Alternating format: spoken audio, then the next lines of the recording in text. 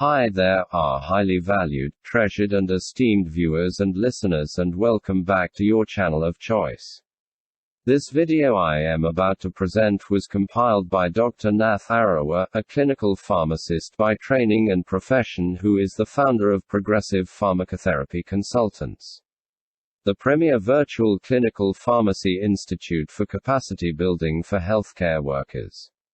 The Virtual Clinical Pharmacy Institute with a difference, where patient safety, medication therapy management and optimal clinical outcomes are very crucial and non-negotiable to us. Here we seek to remain your premier source of crucial tips for high-impact pharmacotherapy services. So, on behalf of the Institute, I humbly urge you all to sit back and spare me part of your very precious time to share with you very useful tips which may prove very, very handy in your line of duty. I now welcome you all to part 310 of our pharmacotherapy series, which majors in cardiac arrhythmias. The first question reads, PHT, a 63-year-old man, was admitted to the coronary care unit 12 hours ago with an acute inferior wall myocardial infarction. He has remained stable. On admission, he had developed left bundle branch block. 12 hours later, it has changed to Wenckebach or type 1, second-degree AV block. Are these rhythms potentially hazardous to PHT? How is second-degree AV block different from first or third-degree AV block?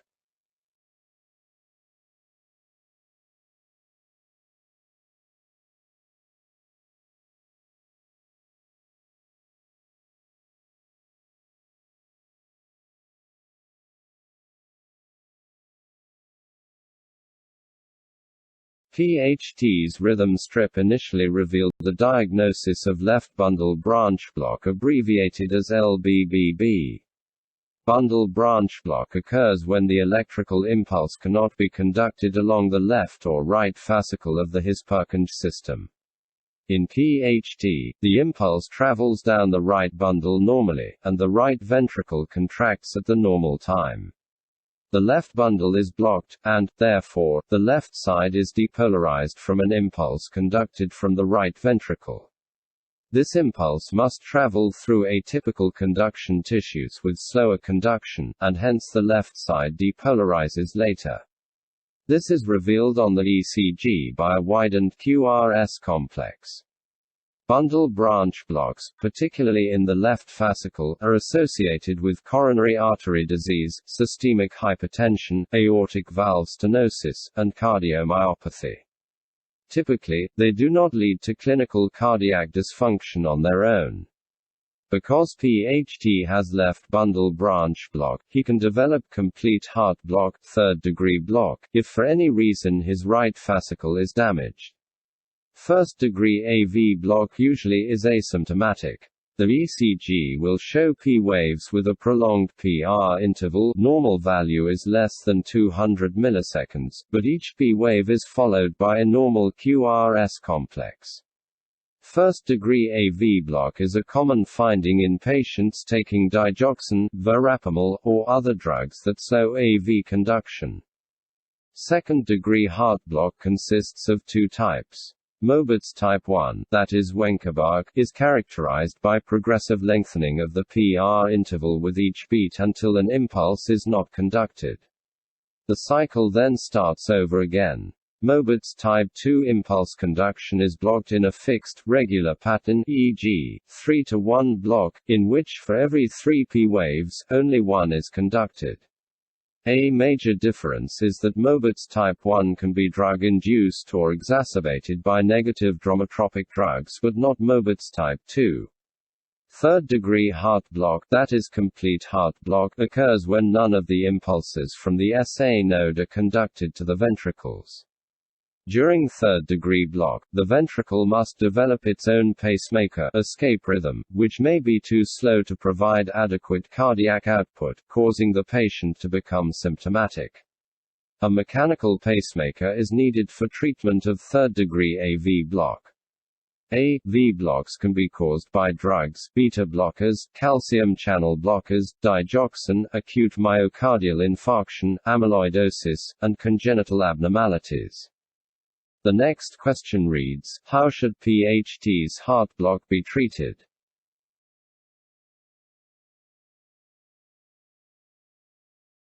PHT is experiencing a Wenckebach rhythm, which often is transient after an inferior wall myocardial infarction.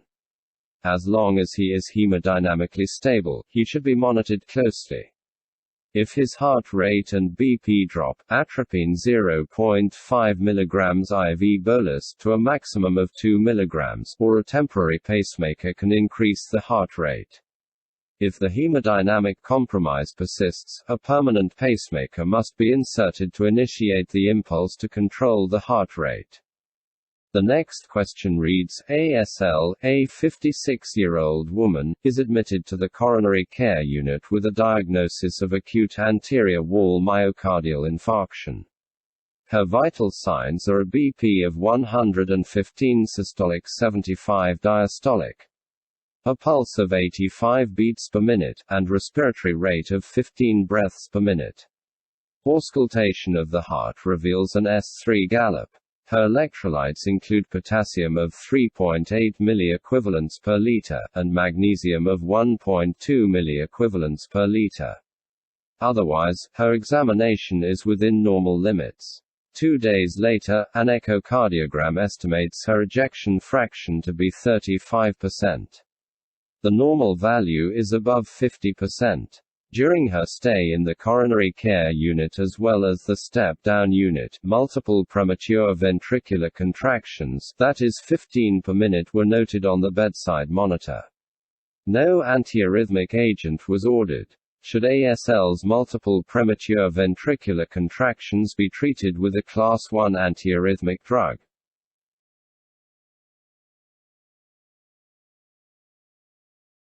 Occasional premature ventricular contractions are a benign, natural occurrence, even in a healthy heart, and are not an indication for drug therapy.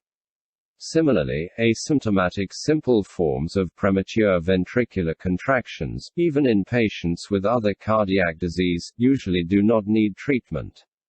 However, the presence of frequent premature ventricular contractions may be associated with ischemia with impaired left ventricular function. Of note, it is also possible that premature ventricular contractions may emerge as a result of an underlying cardiomyopathy, thereby making it difficult to prospectively determine which of these sequences apply to a given patient. Let's consider type 1C antiarrhythmic agents. Because premature ventricular contractions are a risk factor for sickle cell disease, the National Institutes of Health launched the Cardiac Arrhythmia Suppression Trial, abbreviated as CAST, to assess the benefit of premature ventricular contraction suppression in survivors of myocardial infarction. The CAST was a prospective, randomized, placebo-controlled trial that evaluated 3 antiarrhythmic agents, flecainide, incainide, and morrisazine, all Class 1C agents. The choice of these drugs was based on results of a pilot study of 1,498 patients that showed adequate suppression of arrhythmia, that is premature ventricular contractions, in the target population. 10 months after initiation of the study, CAST was discontinued because of excess total mortality and cardiac arrests in patients receiving flecainide and incainide. Total mortality in the flecainide and incainide groups was 8.3% compared with 3.5% in the placebo group. In the morrisazine group, which was reported separately in CAST-2, 16 of 660 patients in the drug group died compared with 3 of 668 patients in the placebo group in the initial 2 weeks. Subsequent long-term follow-up did not show a difference between morrisazine and placebo. It is believed that the excessive death rate in the drug-treated groups was attributable to the proarrhythmic effect of the drugs. Because the patients enrolled in CAST were asymptomatic and at low risk for the development of arrhythmias, they were at greater risk for drug toxicity, relative to benefit. Although many issues have been raised concerning CAST, one conclusion is that patients with a recent myocardial infarction and the presence of asymptomatic premature ventricular contractions should not be treated with incanide, flecainide, or morrisazine. Whether other Class I antiarrhythmic agents will produce similar results is unknown. Thus, the decision to avoid using a Class I antiarrhythmic medication to treat ASL's premature ventricular contractions was a sound one. The proarrhythmic effects of the drug may outweigh the potential danger of premature ventricular contractions at this time. The next question reads, what alternatives to Class I antiarrhythmic drugs should be considered for ASL?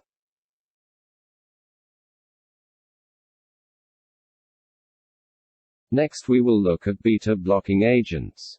Expert consensus from the EHRA, HRS, APHRS panel suggested the use of beta-blockers in patients with structural heart disease who have higher burdens of premature ventricular contractions, that is 10,000 in 24 hours, or in patients without structural disease who continue to experience symptomatic premature ventricular contractions. Despite the limited efficacy of this class of drugs with regard to premature ventricular contraction elimination, 10% to 15% achieve above 90% premature ventricular contraction suppression. Beta blockers represent the mainstay of medical suppression of premature ventricular contractions. Blockade of beta-1 receptors decreases automaticity in response to reduced intracellular cyclic adenosine monophosphate. In addition, beta blockers exert negative chronotropic effects, lowering the resting sinus rate, along with slowing AV nodal conduction. It is estimated that sudden cardiac death accounts for 50% of all deaths among myocardial infarction patients. In a pooled analysis from 31 clinical trials evaluating beta blockers in myocardial infarction, a 20% to 25% reduction in the risks of death and reinfarction during an average of 2 years of treatment was documented. The beneficial effects of beta blockers on mortality were primarily attributed to a decrease in sudden cardiac death, usually caused by arrhythmias such as ventricular fibrillation. Similarly, a meta-analysis of 28 randomized trials demonstrated that IV followed by oral beta blocker therapy resulted in a 15% to 20% decrease in the relative risks of reinfarction and cardiac arrest during the first 7 days of hospitalization for acute myocardial infarction patients. The COMIT-CCS2, an abbreviation of clopidogrel and metoprolol in myocardial infarction trial, second Chinese cardiac study, collaborative group assessed the effect of IV metoprolol up to 3 5 mg doses in the first 15 minutes, followed by oral metoprolol 200 mg per day in divided doses, then 200 mg once daily, or placebo on cardiovascular outcomes in 45,852 acute myocardial infarction patients. The two pre-specified endpoints included the composite of death, reinfarction, or cardiac death, along with all-cause mortality. The mean duration of drug therapy was 15 days.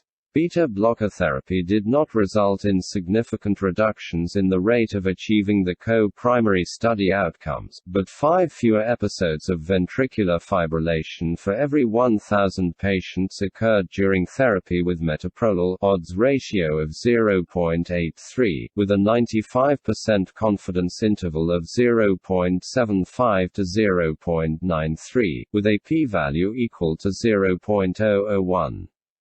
However, metoprolol-treated patients experienced 11 more episodes of cardiogenic shock for every 1,000 patients during the treatment period, odds ratio of 1.30, with a 95% confidence interval of 1.19 to 1.41, with a p-value less than 0.00001.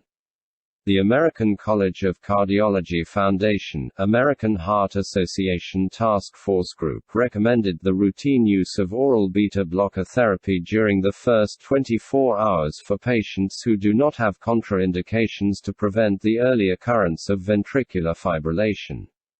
Furthermore, the task force assigned a Class 1 rating for the recommendation of long-term use of oral beta blockers for secondary prevention in patients with low ejection fraction, heart failure, or post-shock. Hence, in ASL, a beta blocker is an important first-line agent to initiate. We will move on to amiodarone. In high-risk patients with myocardial infarction who are not candidates for beta blockade, alternative antiarrhythmic therapy with amiodarone can be considered. Amiodarone is a Class 3 antiarrhythmic agent, but also has antiadrenergic Class 1 and Class 4 activity. However, given that cumulative exposure to this drug can result in damage to multiple organs, caution should be exercised before using it for premature ventricular contraction suppression. An evaluation of amiodarone in post-myocardial infarction patients with frequent premature ventricular contractions, that is equal to or more than 10 per hour, or at least one run of ventricular tachycardia, was conducted in the Canadian Amiodarone Myocardial Infarction Arrhythmia Trial, abbreviated as CAMIAT. In this trial, amiodarone significantly reduced the incidence of ventricular fibrillation or arrhythmic death by 48.5% compared with placebo. Arrhythmic death alone was reduced by 32.6%, and all-cause mortality was reduced by 21.2%, but these differences were not statistically significant. Similarly, the European Myocardial Infarction Amiodarone Trial, abbreviated as EMIAT, evaluated myocardial infarction survivors with a reduced ejection fraction, that is less than 40%. Amiodarone significantly reduced arrhythmic deaths by 35% compared with placebo, but this did not demonstrate any difference in mortality, 13.86% with amiodarone versus 13.72% with placebo. This suggests that amiodarone should not be used in all patients with a reduced ejection fraction after a myocardial infarction, but that it could benefit patients in whom antiarrhythmic therapy is indicated.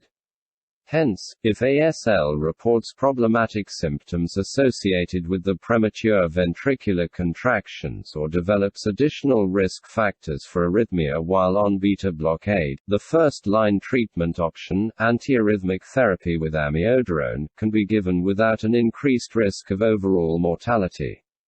If ASL had non-sustained runs of ventricular tachycardia instead of just premature ventricular contractions, beta blockade would remain the first-line treatment option, and amiodarone could similarly be considered if beta blockers are unsuccessful, but in this scenario, ASL would need to be assessed by a cardiologist to see if she would meet the criteria for receiving an implantable cardioverter defibrillator.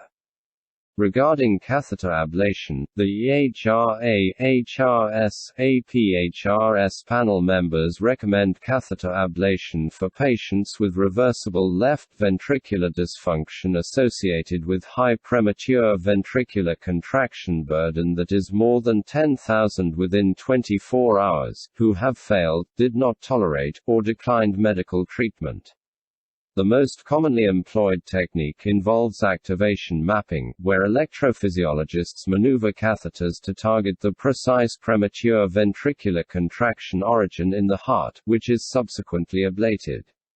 Catheter ablation is not without risk, but has been shown to abolish premature ventricular contractions in 74% to 100% of patients in numerous studies.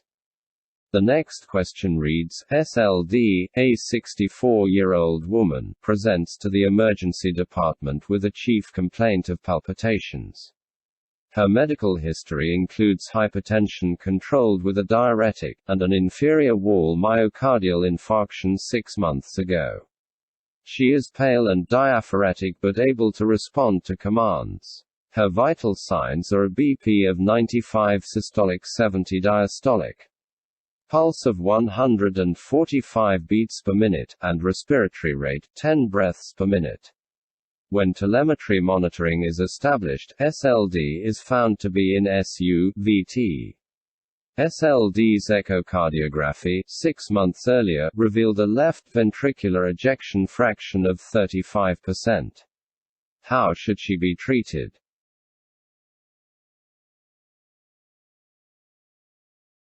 The majority of patients with SU/VT have structural heart disease, and therefore require implantable cardioverter defibrillator placement with optimal programming.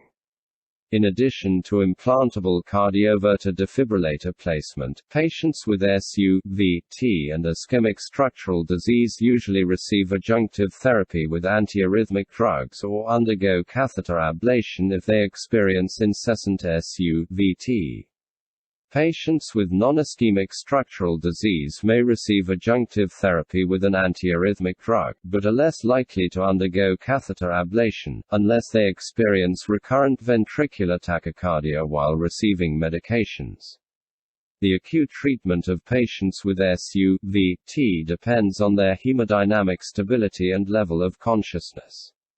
If unstable, patients should receive direct current cardioversion synchronized to the QRS on the surface ECG. If the patient is conscious, but experiencing marked hypotension or excessive symptoms from SU/VT, a short-acting benzodiazepine, e.g., midazolam, should be administered before undergoing cardioversion. Let's move on to antiarrhythmic agents. To date, antiarrhythmic monotherapy has not been shown to improve mortality in patients with non-acute SU/VT and structural heart disease. In the OPTIC study, amiodarone was superior to beta-blocker monotherapy in lowering the frequency of recurrent appropriate implantable cardioverter defibrillator therapy (shocks) during 1-year follow-up of patients receiving secondary prophylaxis. The OPTIC, an abbreviation for Optimal Pharmacological Therapy in Cardioverter Defibrillator Patients, study enrolled 412 patients with St. Jude's Medical dual-chamber implantable cardioverter defibrillators, left ventricular ejection fraction less than 40% who had inducible ventricular tachycardia or ventricular fibrillation or prior history of SU/VT, ventricular fibrillation, or cardiac arrest, or syncope of unknown cause with ventricular fibrillation or ventricular tachycardia. The effect of amiodarone plus beta-blocker, metoprolol, carvedilol, or bisoprolol, compared with sotalol or beta-blocker alone on the primary endpoint, first occurrence of any shock delivered by the implantable cardioverter defibrillator, was assessed for a median of 359 days. 1-year shock rates were 10.3%, 24.3%, and 38.5%, respectively, in amiodarone, beta-blocker treated patients, in sotalol treated patients, and in beta-blocker treated patients. Patients receiving amiodarone combined with beta-blocker had significantly lower risk of shock compared with patients receiving beta-blocker monotherapy and sotalol monotherapy. Of note, adverse effects such as pulmonary toxicity, thyroid effects, and symptomatic bradycardia contributed to an 18.2% discontinuation rate for amiodarone at 1 year. However, longer-term studies assessing the safety and efficacy of amiodarone for secondary prophylaxis showed higher rates of ventricular tachycardia recurrence and major adverse effects, compared with placebo. Dofetilide, off-label use, and the combination of mexiletine and amiodarone, have shown reductions in recurrences of SU/VT in other studies. The 2010 AHA Guidelines for Cardiopulmonary Resuscitation (CPR) and Emergency Cardiovascular Care addressed the potential efficacy of IV antiarrhythmic drugs in stable ventricular tachycardia patients. A Class 2A rating for the use of IV procainamide was recommended by the AHA guidelines, with amiodarone Class 2B and sotalol Class 2B representing alternative choices of antiarrhythmic therapy for wide complex regular tachycardias. IV amiodarone should be administered as a 150 mg dose for 10 minutes, followed by a 6-hour infusion at a rate of 1 mg per minute, and finally a 0.5 mg per minute infusion for 18 hours.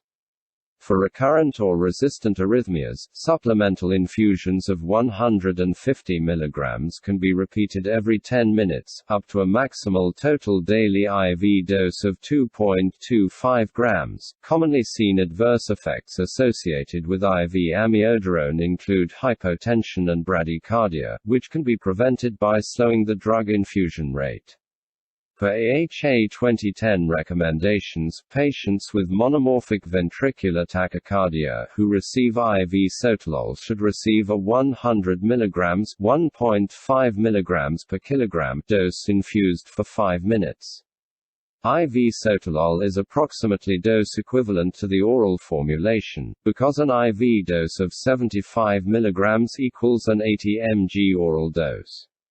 The manufacturer suggests diluting sotalol in 100 to 250 ml of 5% dextrose, normal saline, or lactated Ringer's solution, and administering the drug using a volumetric infusion pump for a 5-hour period. Common adverse effects associated with sotalol include bradycardia and hypotension. The propensity of this agent to induce torsade de poor is covered later in this chapter.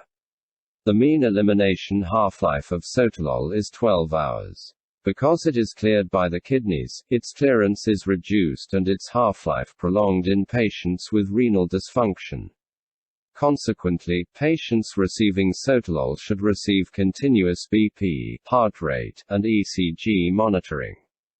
Patients who experience excessive QT prolongation while on sotalol should receive lower doses or the drug should be discontinued. So there you have it, our highly esteemed viewers and listeners. That brings us to the end of this video. If it benefited you in any way, kindly remember to give it a thumbs up, to like it and to share it widely with your peers. Please leave your comments at the bottom. And if you haven't yet done so, I humbly urge you to subscribe to our YouTube channel. I would like to promise you all that the very, very best is yet to come.